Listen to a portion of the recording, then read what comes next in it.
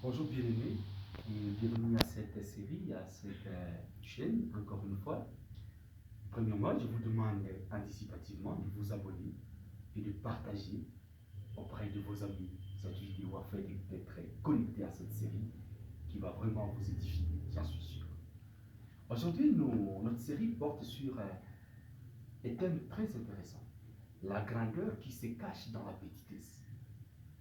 Savez-vous, dans la vie, la plupart des personnes négligent les autres parce qu'ils sont petits aujourd'hui. Et ils oublient que tout ce qui est grand a commencé petit. Il y a plusieurs exemples dans la Bible que nous pouvons voir.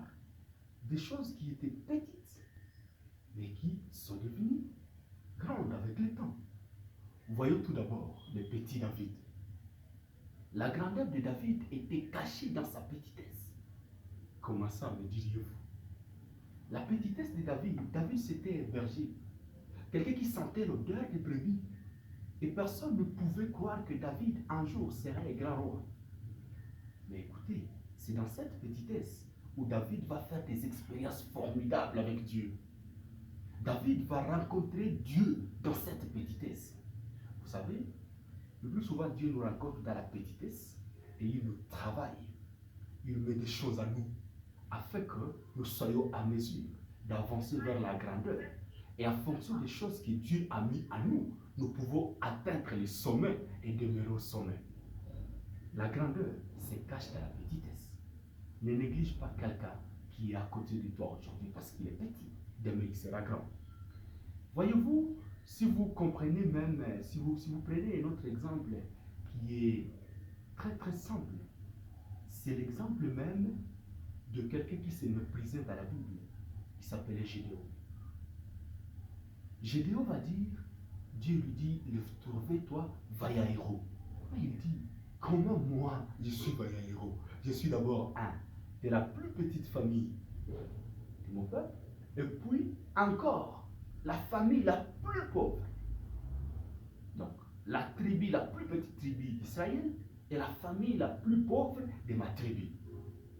Mais écoutez, c'est de ces Gédéon qu'est sortie la force qui a délivré Israël de la force, de la pression des Madianites.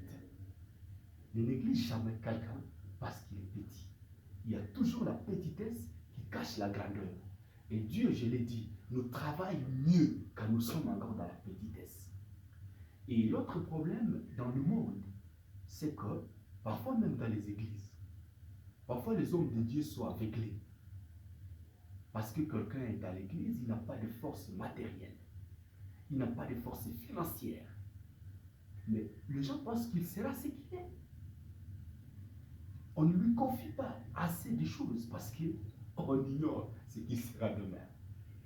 Ne néglige pas quelqu'un que tu vois aujourd'hui parce qu'à lui est cachée toute la grandeur qui n'attend que le temps pour être manifestée.